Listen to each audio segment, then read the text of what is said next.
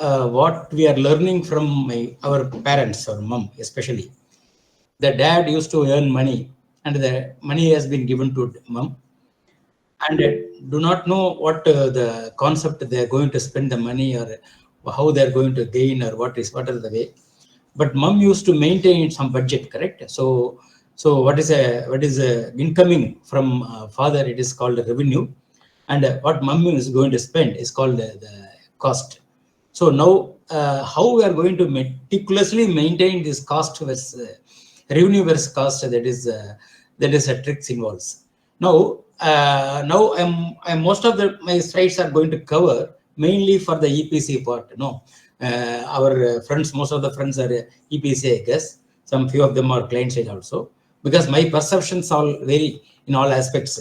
Because my total experience is falls in between, from the contractor to vendor to the end user and the EPC. There are different level of various approaches have been underwent, and therefore I am up to talk about this topic, and it's one of my favorite topic of the cash flow management. Now coming back to this, the balancing cost, progress, performance across the value chain. This is like a process, when we are entering into the contract. So in the initial stage, what we are doing is we are maintaining, and there is called a project charter.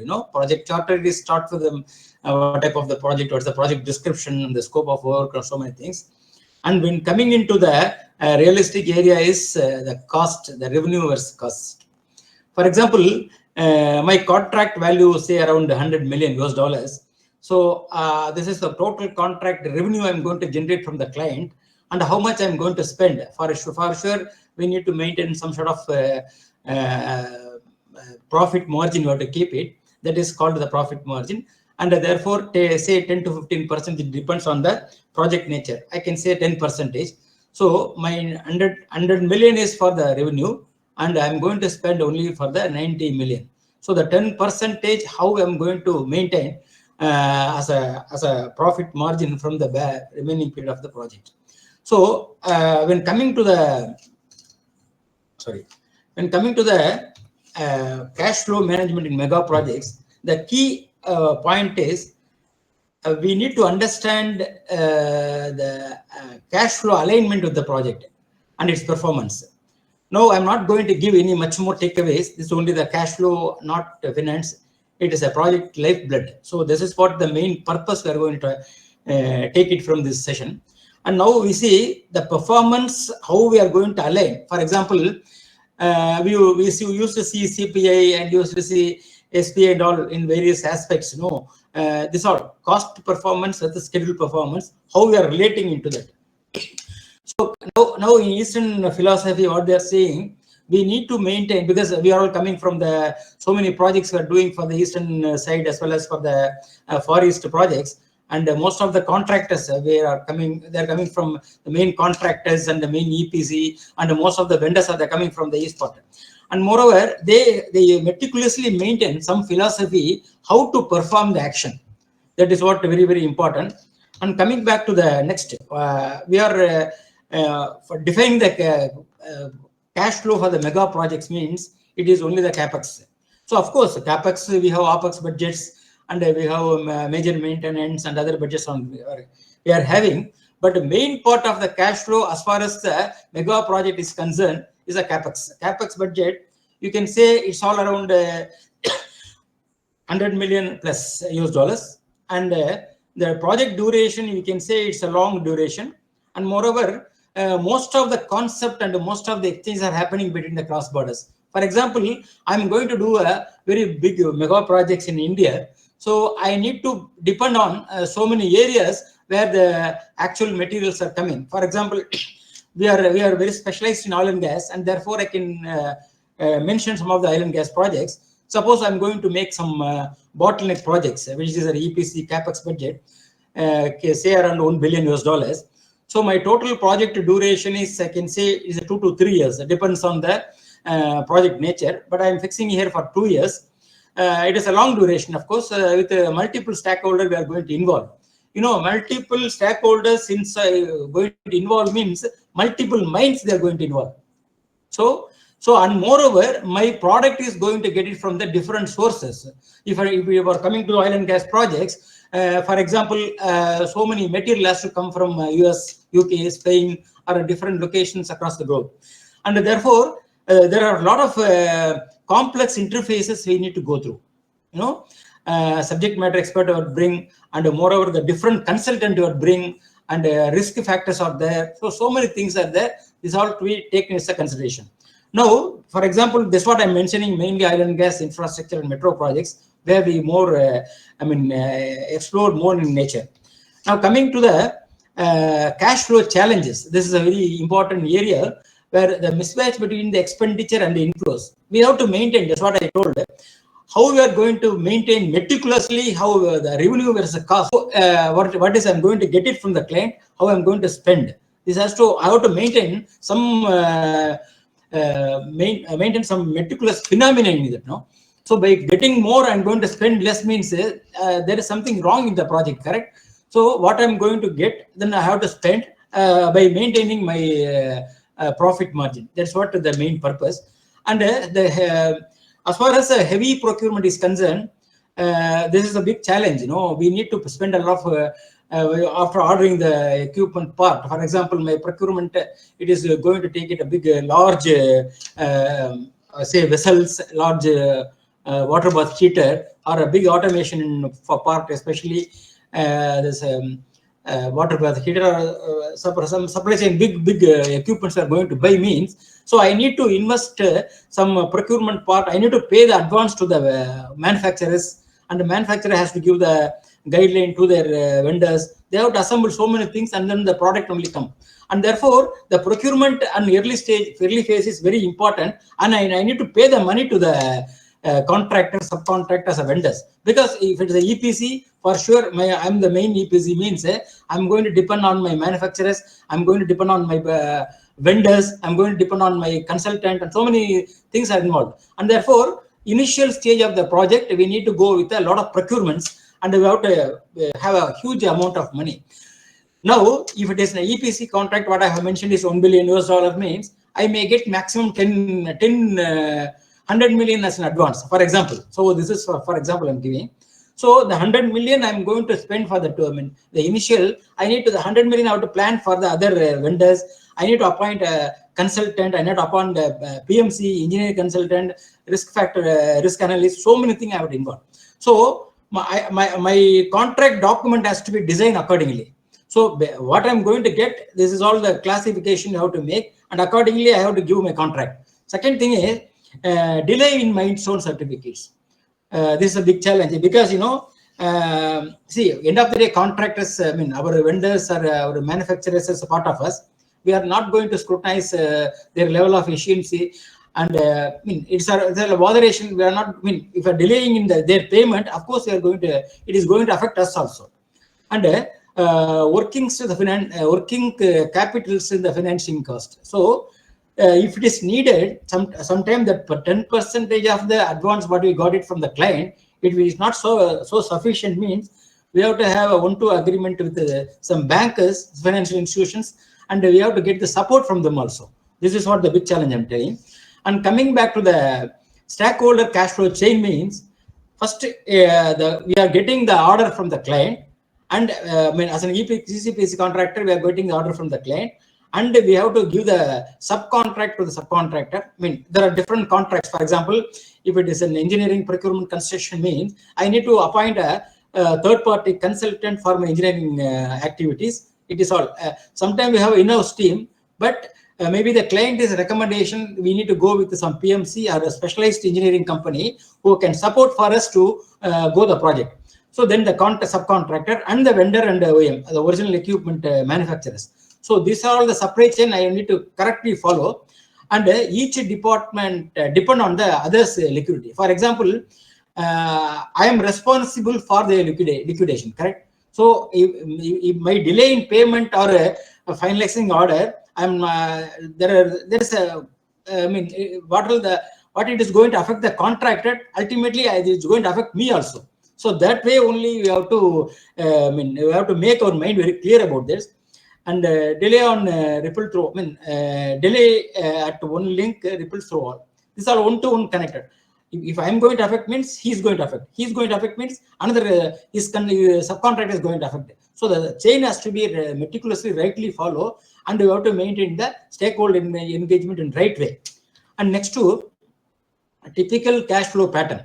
Now the negative cash phase dominates early months. For example, my budget is I said is $1 billion US means my initial phase of the project, I may need some additional money to run the project, and therefore my cost loading has to happen in the front. It is all depends on the nature. Someone thinks that the cost loading can be happen in the mid of the project or end of the project. That is not the case. But EPC, the philosophy may change, depends on the project to project and the contract to contract. And I have to be very careful about how the negative cash is going to affect me. And maybe we are expecting some negative cash flow in the beginning. So we have to be ready with that. So accordingly, we have to make some financial arrangements to follow some strict adherence, how we are going to make the negative flow if it is going to happen. I want to tell one small example here. When we were working for one of the key manufacturers, we were working for Abu Dhabi, for one of the oil and gas company. That time I was supporting for one of the very familiar, very famous automation company. They are from US. What they used to do, it is a project is for about, they're going to give only automation, Marshall panels and other things. But even though what they used to ask us to maintain the positive ESC from the beginning. For example, my total contract is $1 billion US, but for the EPC, especially for the automation part, their scope is only 300 million. For example, 300 maximum. So the 300 million, what I mean, there I'm going to award the contract value for the automation company with the 300 million. So 300 million means they are planning to do the project within 1 year, and they have the cash loading system, and they are going to clear a spending plan, and then they have a clear procurement plan, everything in place. But the problem is because this is short of seeing the end, what is going to happen, and at the end of the project, they are going to think in the beginning. For example, 300 million means they will also have some cushion. They have to maintain some their own profit also, and therefore the revenue part for them is 300 million, and their profit margin say around 30 million, and therefore only 270 million only they can spend for the as far as the cost spending expenditure is concerned. So their concept and what they are going to deliver, their scope, everything is very clear, and therefore what the management they asked to book your positive ESC at the early stage. Even though their project is for the 1 year project, but the first 3 months they insist, they have the regular meetings and the regular reviews and all used to happen, and everything. I mean, for example, SAP 2, they have to maintain some of the SAP tool, and they have to maintain their cost versus revenue management system, and therefore they understand, okay, you are clear about that, your scope is very clear, and your time also very clear. So 270 million you just book now. So I mean, end of the project, this is the 270 million I am going to spend. No. You want to still you have to reduce. You have to spend only 250 million, and therefore they. I mean, at the end of the day, profit is profit, right? So they asked to they asked their program manager and the project management team to reduce and make ESC positive ESC as 250K, and therefore the 30K. I mean, the 270, the 20 million. 20 million, they have to keep it as a reversal margin and then positive ESC. So what the announcement they will get it from means this 20 million we will this 20 million we will spend you for your team and for your as a bonus we can offer. So this sort of sudden ultimate adjustments are happening from the management side. So the workforce will be also mainly they focus and then concentrate more towards how to maintain the profit. So this is part. Another main is the major milestone payments. So it's all while giving the project control in the beginning planning reports, planning project control or whatever the planning schedule we are going to give to them, it has to be meticulously maintain some philosophy, how my milestone, when I'm going to hit, So while hitting the where is my payment plan is going to occur, how I'm going to spend the money. So those things be correctly corrected. And again, the retention and the LD affect the final settlement. This all the contractually we have to be very sure about how we are going to avoid this retention, and I mean how to get the retention early. This is also very important, because if my 1 billion project, my total 10% of 100 million, 100 million is my advance payment, means that once you receive the advance payment from the client, then retention also will start. For the first month, we are going to give the invoice for the value of 20 million or 30 million. In that, they will use to keep some 10% retention, correct? So our aim is to get the money, retention money, as soon as possible. And moreover, this all the liquidated damage affectation will also meticulously we have to clearly follow during the project execution.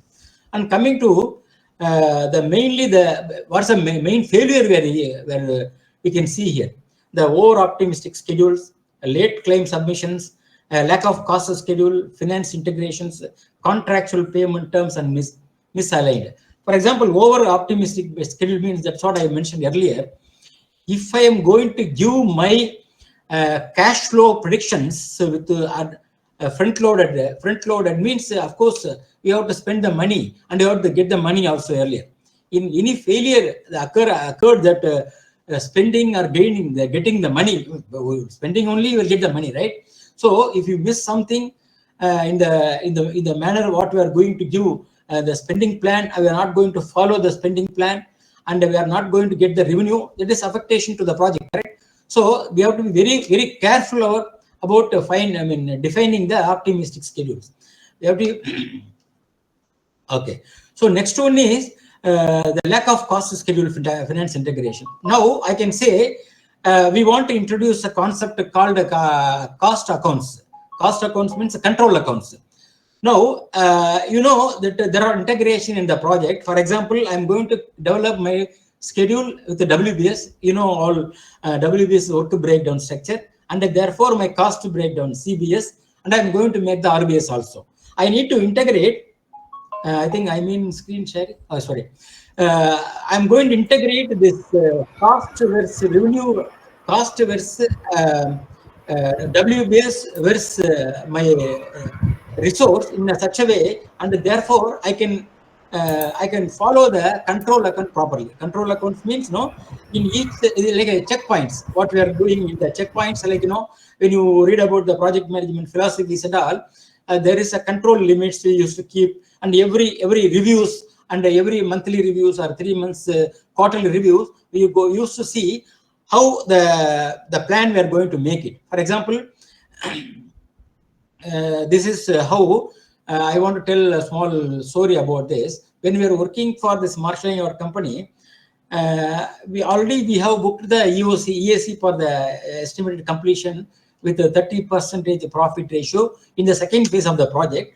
So what happened? So management from US, they started asking me, where is my money? Of course, we are giving the positive yes means they will start a question, no. But actually, what happened, no?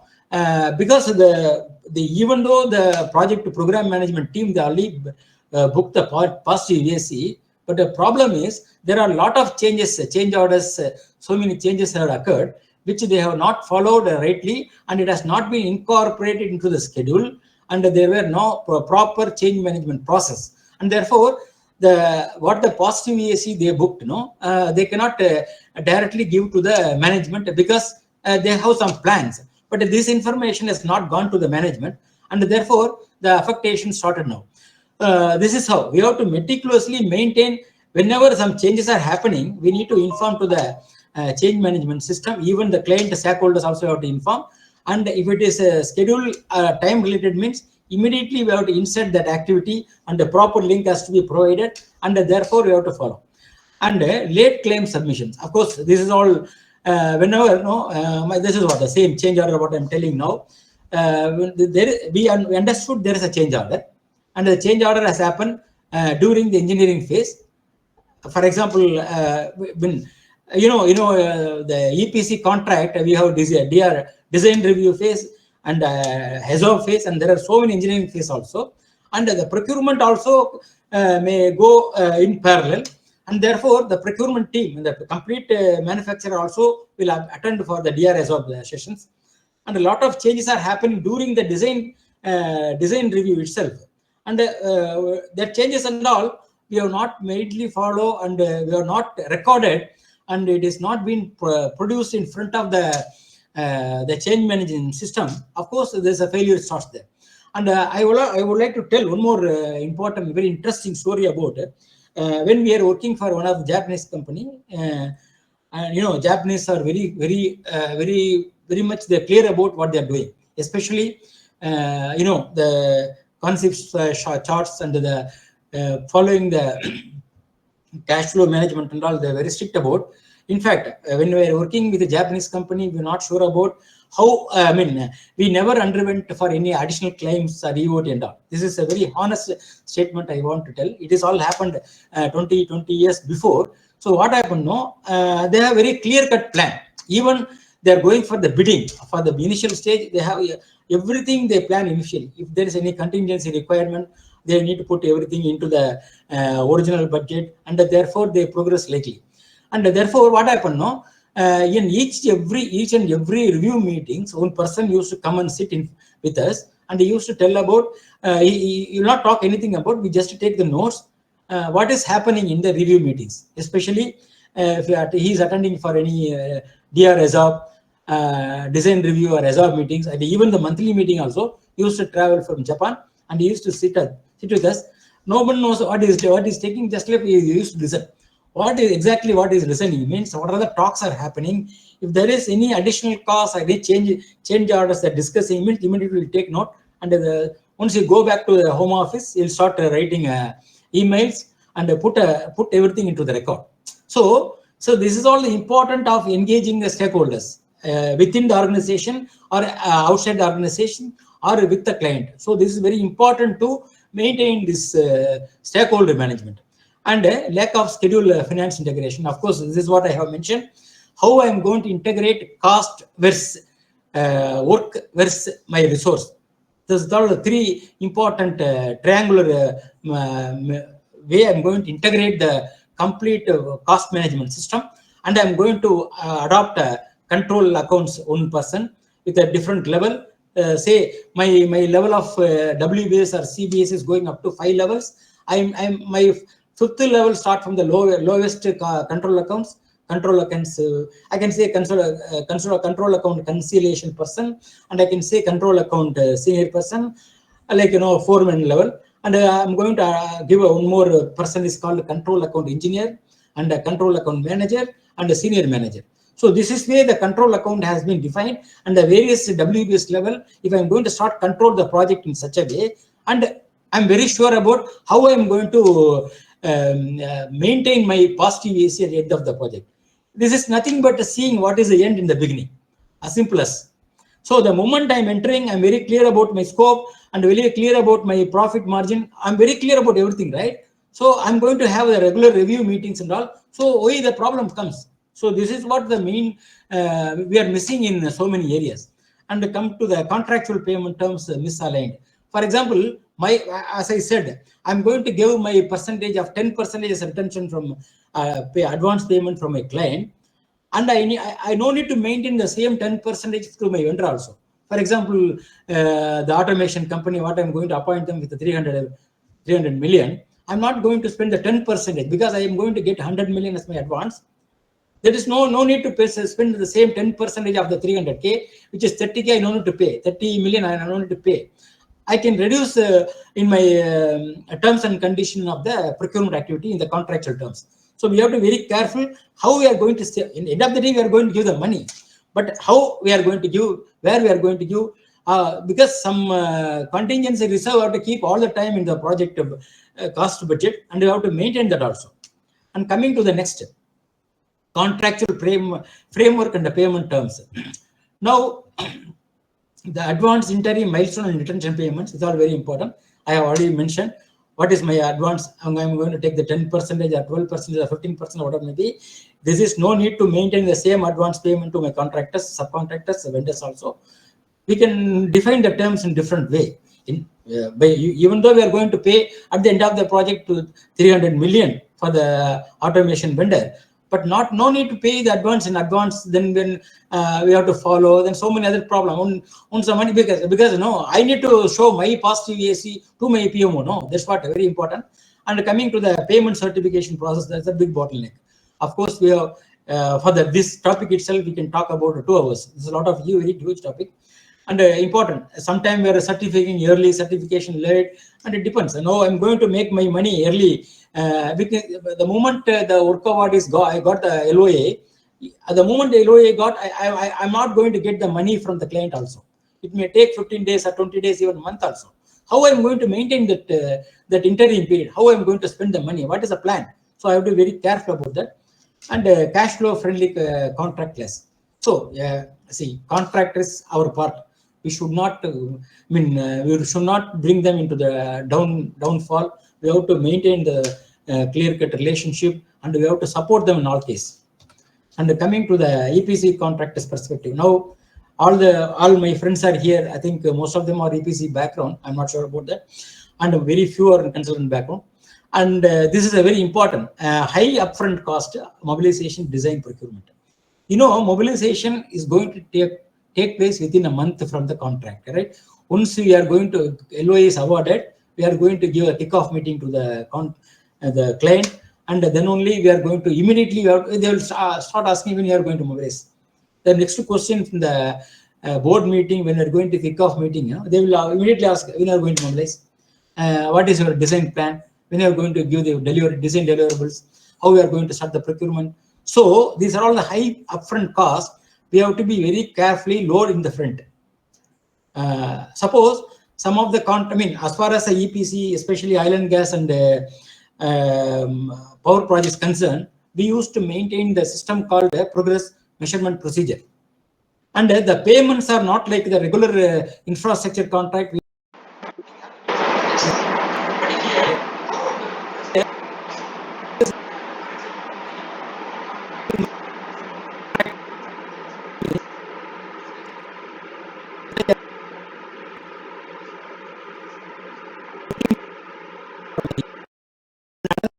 25% I'm going to spend for my procurement. Another 35% I'm going to spend for my construction and the commissioning extra. So this is the way we are going to break down the total cost element into various levels, and we are going to maintain that how we are going to spend and all. That's what the cost breakdown structure coming to the picture. How we are going to develop and which hierarchy I'm going to spend. That those things will be very clear in my mind. Here I want to tell you one important part. When we know about how I'm going to spend my single dollar. Remember, one single dollar I'm going to spend, I have to be very clear-cut plan, and therefore I'm easily maintain my $1 million project. Correct. So we have to be very clear, know about how I'm going to spend the money, and of course the certification delays, impact liquidity I already discussed, and subcontract pressure and bank guarantee exposure. This is all very important when we are going for the bank guarantee performance part. Will applying the new contract and all. So they used to follow us the bank guarantee and what is a performance bond, or so many things they will ask. So this also need to be very strictly followed by the EPC part.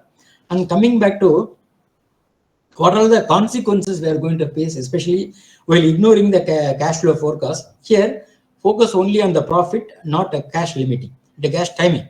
So we need to maintain that my 15% or 12% or 10% profit means how I'm going to maintain from the beginning to the end. For example, my 1 billion projects is total value for 2 years. My capital budget is 1 billion. Maybe this is a 2-year project and there are a lot of changes are happening. Take additional 10%, so that become 1.1 billion. Correct. So my profit also keep on changing here. Initially, my total profit is only 10 million, 100 million or 12 million, 120 million from the 1 billion. Now what happened? This 10% increase has to be added into the capex limits, and therefore my all the ECA, all the expenditure, everything is going to change accordingly. So we have to be very careful about the cash flow projection now. And again, the inflow milestone based outflow continuous.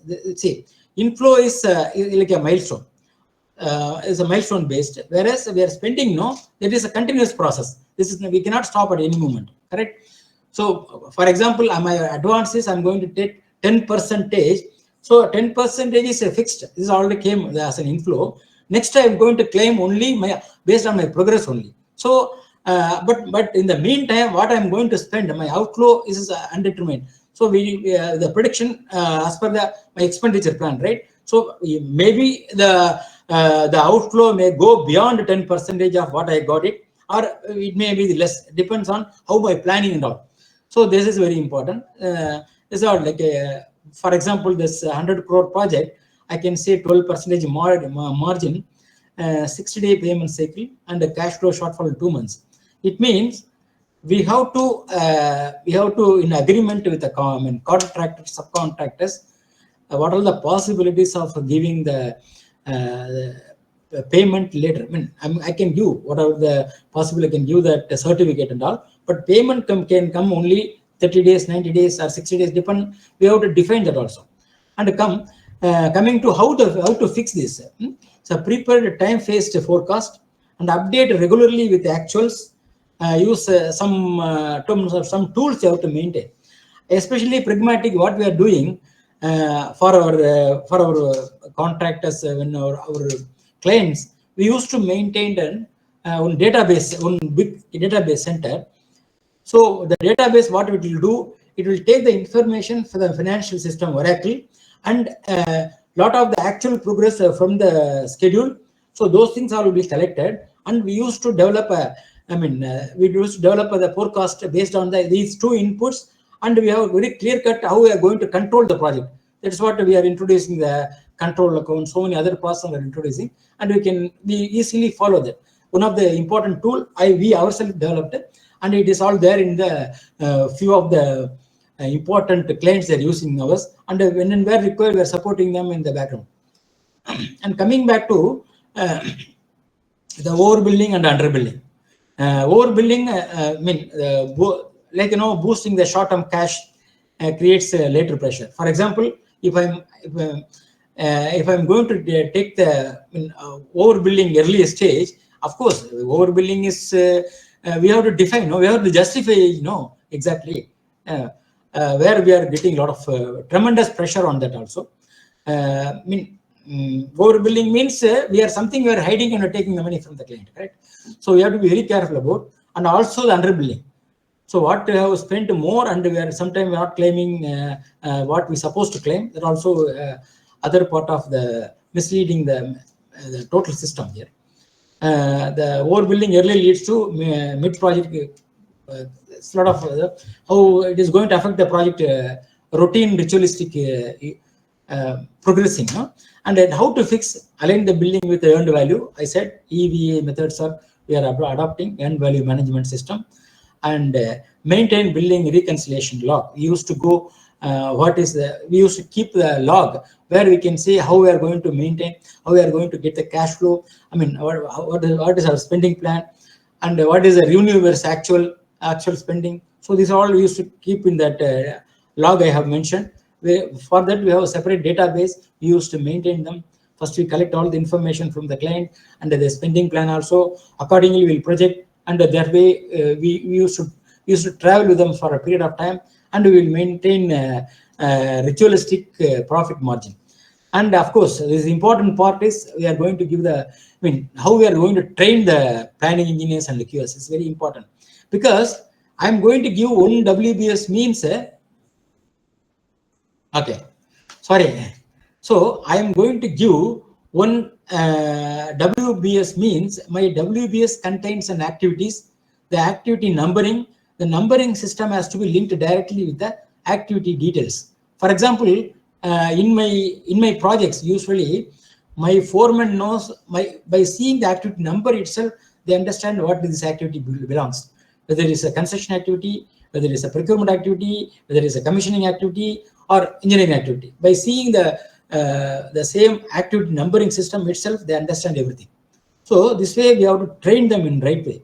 So say end of the day, this telling them the black and white, what is the actual money we are going to get from the contract, the client, and how we are going to spend, what is the profit margin. If you give the black and white to the all the total stakeholder in the in-house team, so they will understand, okay, this is what the total profit margin, so how we are going to work. So we need some sort of routine training for them to make to understand this.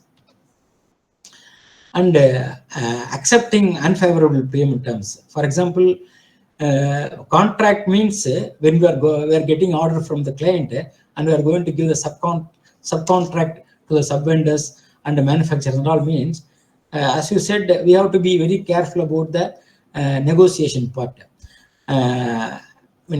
Long cycles, high tension, liquidity stress. So this all to be taken into consideration, and we have to move with it.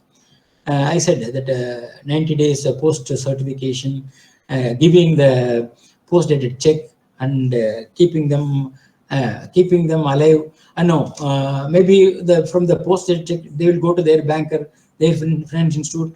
I already got the check, and therefore they can go for some overdraft facilities, and accordingly they can spend also. Now, how to negotiate advance mobilization payments, of course, both from the client side as well as from our subcontractors vendor side, and define strict payment timelines. These all based on the progress only we are going to pay, how we are going to pay, what's the timeline required. So those things they can cover. And of course, retention 5% is partial release. Retention means anyway we are going to get the money back, but retention means based on my progress, they are going to recover money on the monthly basis based on the billing cycle, and this has to come back again. And how early, quickly we are going to get it back, this is very important. And now coming to the failing to manage retention properly, 5 to 10% retention blocks large sums across the projects. Now I'm saying I have mentioned the 20 crore projects, means 20 crore locked for 12 to first to 50% of the money is blocked for first 12 to 18 months. So we have to be very careful about how we are planning. And of course, retention is your money. Of course, end of the day, retention is your money. Do not lose track, or it silently drain your cash flow. Of course, retention, my retention money only, no, I'm going to get it back. No.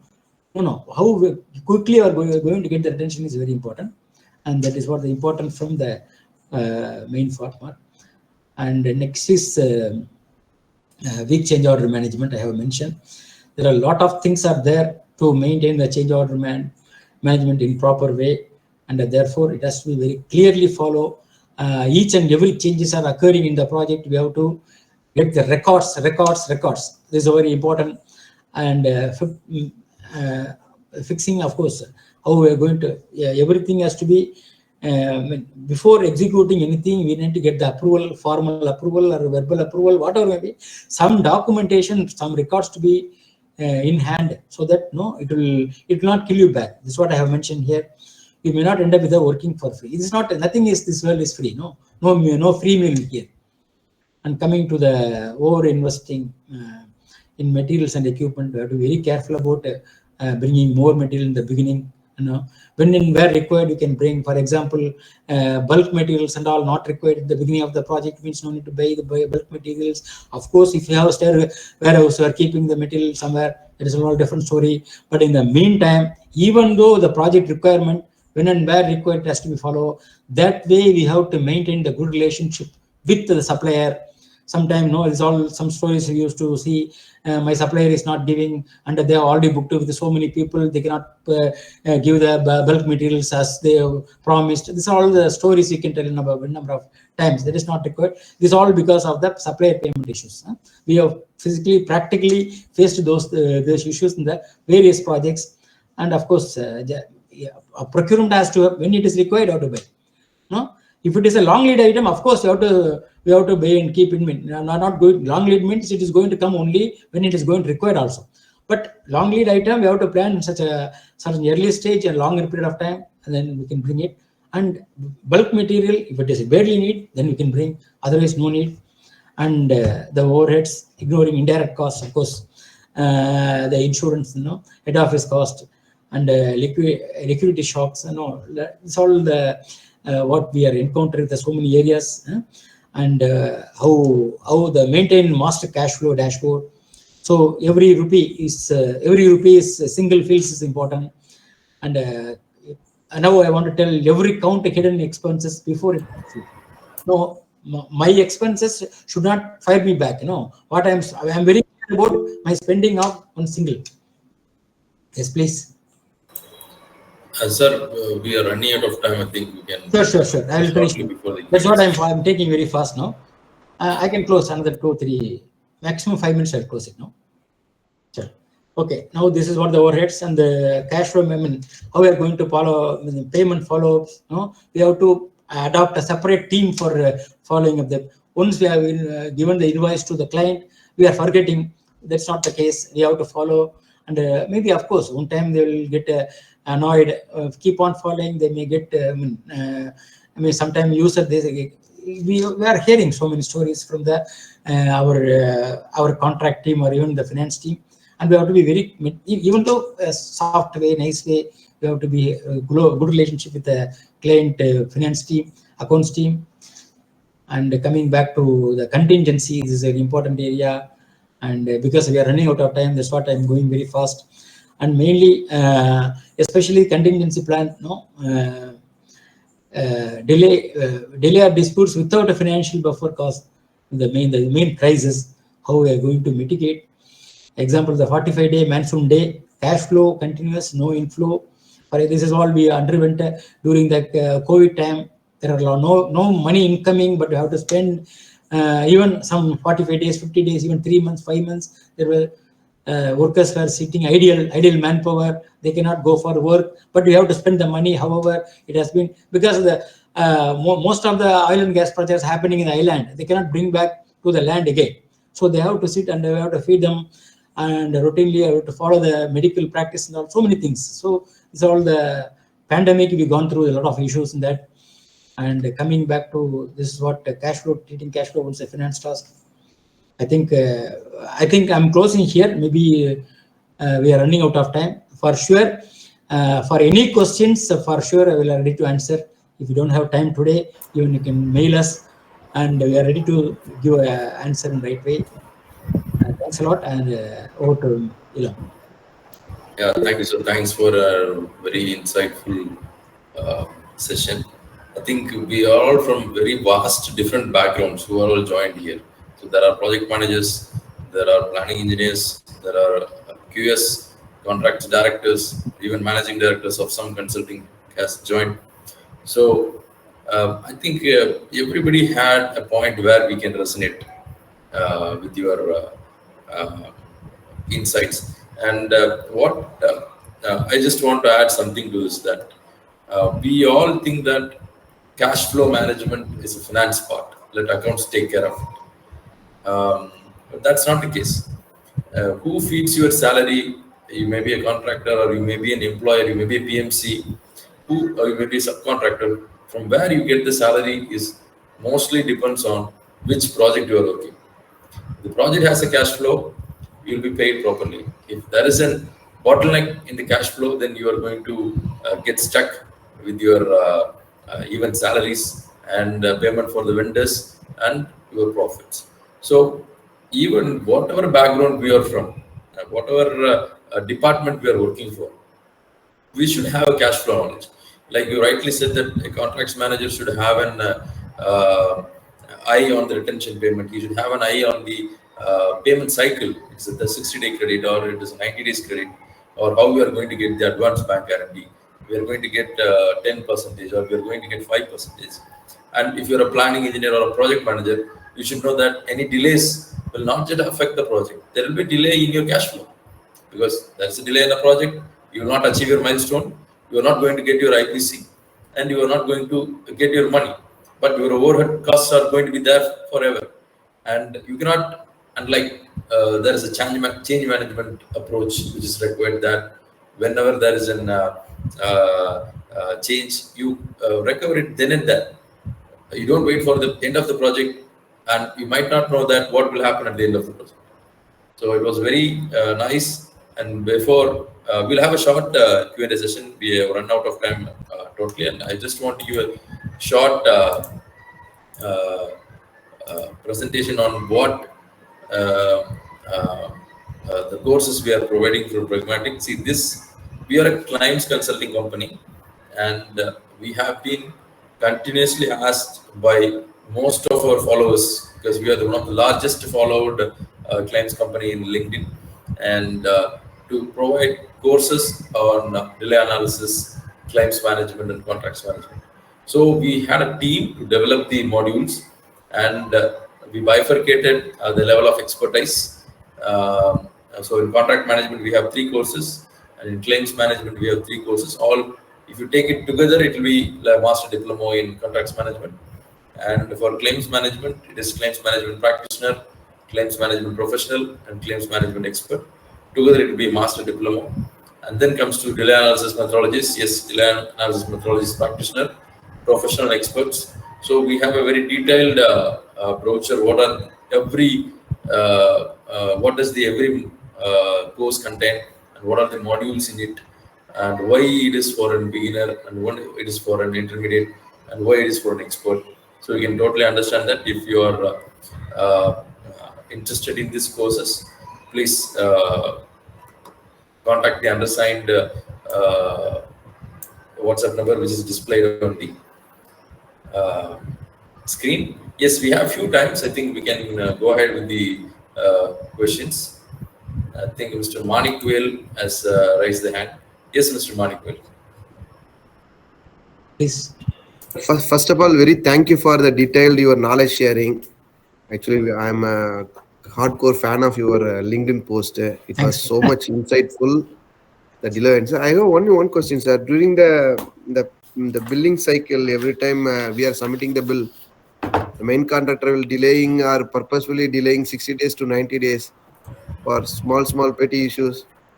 So in that kind of situation, how we can overcome that situation? For example, we are submitting the bill exact 60 days, and they will keep it 2 months for the or 1 month for the verification, and that also take some delays.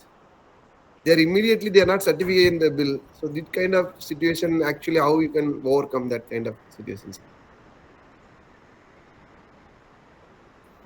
So can I answer this? Yeah, please go ahead. Yeah. See, like Mr. Manik like we said that either we have to have a perfect billing cycle. Like I submit the certification along with the documents required on so and so date, and within a week, 7 days, working days, or 10 days, it has to be approved. So most contract has that, but as you said, that some contract doesn't have that. And even though if contract says it's 7 days, they may say that 1 or 2 paper might be missing, and they may say that we want these paper, otherwise we cannot give. So it is a kind of blind play between the client and the contractor. It is there in the industry. You have to accept that. But what the clients doesn't understand that is, if the contractor doesn't maintain his cash flow, it is going to affect the contractor, and indirectly it will affect the employer himself, and it will affect the project. So that is where they don't have the bird eye view or the overall understanding how the industry works, because everyone works for profit, everyone works for cash, right? Business is cash. So this understanding has to be between the employer and the subcontractor or the contractor. I think this has to be discussed in the very first kickoff meeting. So if you want to add something, you can also add. Yeah, sir. This is the right answer, sir, because we are not discussing on how many days it will take for certification. They will take once you are submitting the bill, we will clarify after 60 days. But there is nowhere in the document how many days we will certify the bill. 7 days or 14 days, 15 days, they will forget that one. Thank you very much, sir. Thank you, Mr. Monica. There's another question from Harivan Singh Gupta. Yeah, it is asking. Am I audible? Yeah. Please proceed. Yeah. I have a question. How can the financing structure be tuned to minimize the negative cash flow traps during early construction stages, when the disbursement peaks but the reimbursements lag? You were already discussing this thing, but this actually becomes a huge bottleneck during our projects when the engineering cost, the procurement cost, and all those things are huge. In some projects, you don't have mobilization advance also, and whereas the cash that comes at a later stage. So to finance it from outside, getting it from head office, it becomes a bit difficult for us. What are the ways that we can use to solve it? Yeah, I think a very good question. Actually, I would like to say thanks a lot to Mr. Singh. Actually, we have to follow advanced offset mechanism. See, like for example, I'm going to get my 10% as a detention in the beginning, but very unfortunately, the 10% is not sufficient, and therefore, we are approaching the other financial institution to support my spending. It means we are getting the overdraft facilities from the bankers. That is one way, and apart from that, maybe the class. I think Ilam can help. There is an interim certification process that can help the contractor. There is a special classes available in the FIDIC as well as the global contract. So that way, I think Ilam can tell how this can be taken further in the right way. Yeah, see, what I understand is that once it is an EPC project, and once the procurement is completed, you are drained out with the cash flow, and when the construction starts, you don't have the proper cash flow to start the construction. That's what I understand. If my understanding is right, I can continue. Yes, sir. Your understanding is right. Yeah, It's so basically see, financial usually, structure in the initial stage, how to manage it, because that is yeah, the time. usually there will be a tip. Why, Yes. the materials will dispatch before the construction starts. So you will pump a lot of amount of money to secure your materials, and then you have to mobilize your manpower, which both has a high spike in the cash flow, and which is envisageable, right? It happens in every project. So before the starting of the project itself, we have to have a mechanism that how we are going to do this, control this negative cash flow. Either we are going to speak with our subcontractors that there is no advance for you where you are coming with it, or whether we are going to speak with our vendors that we are not going to pay the final 10% or 20%, even though if you are releasing from your factory. So that adjustment has to be done. And when you are focusing on your monthly billing cycle, you should try to you should not just focus on the schedule which you have to finish the milestone. You should also try finishing some other additional jobs where you can finish and get the cash flow in the front end to work. That is why, see, the problem is the cash flow knowledge is only stuck with the project managers or the cost managers. We don't disperse this knowledge to all the engineers in the project. When we disperse this to all the engineers, like Mr. Vijayangan said that there should be a cost accountability for every engineer there. If you see there is what is the cost accountability for a QS, you cannot measure a QS cost accountability with the KP. There is no such KP measurement. But when we disperse this responsibility to the entire organization structure, and everybody has a consciousness of cash flow. So if something gets delayed, planning engineer will get a cautious that it will affect the cash flow. It's not just going to affect the schedule.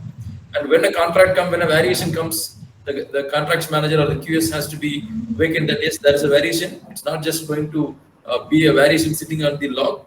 It is going to affect my cash flow and it will affect my entire company. So, like there's a text message that can we negotiate with the client? Yes, we can negotiate with clients. See, large clients, they understand the cash flow issues and they support it. If it is genuine request from our end.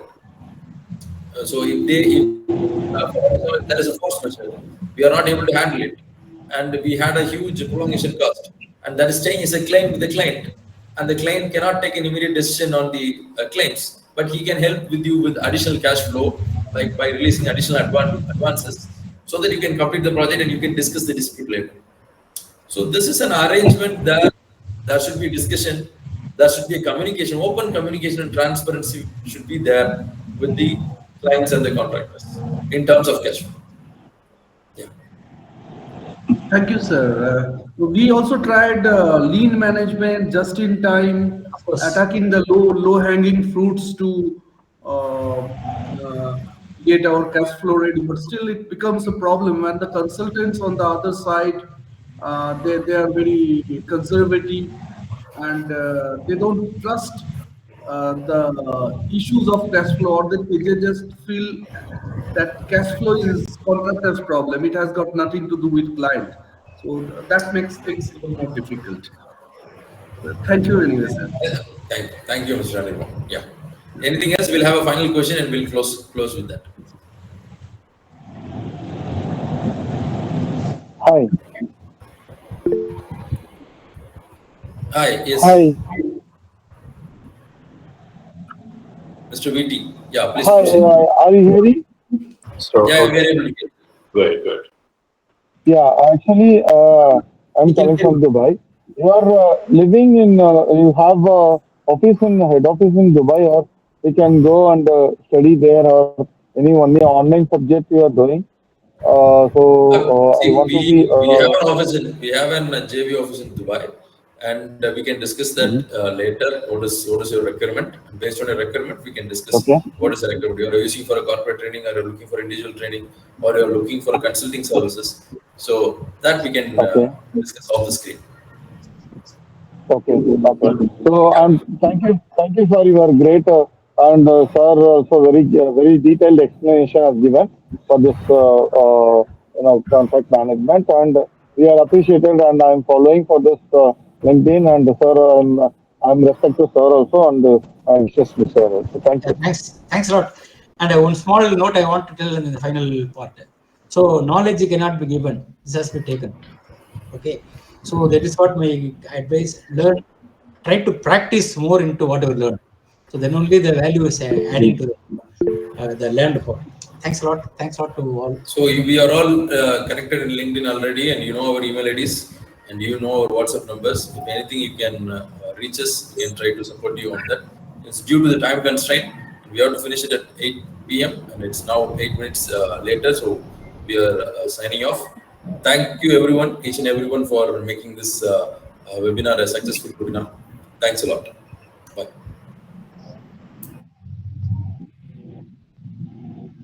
Thank you. Thank you. Thanks a lot.